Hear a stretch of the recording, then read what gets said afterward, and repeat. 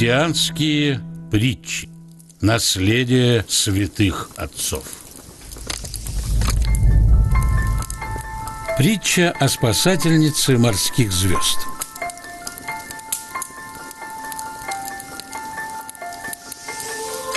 По берегу моря гулял мужчина. Все вокруг было усеяно водорослями, мелкими рыбками и морскими звездами, которые выбросило на берег после страшного шторма. И вдруг он увидел маленькую девочку.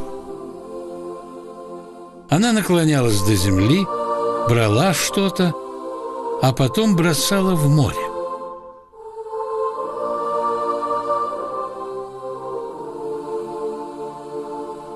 «Зачем ты это делаешь?» – спросил мужчина.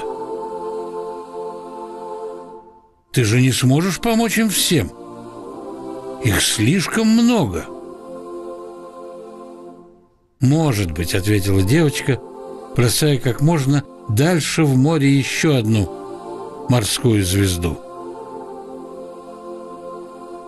«Но для нее я сделала все, что смогла».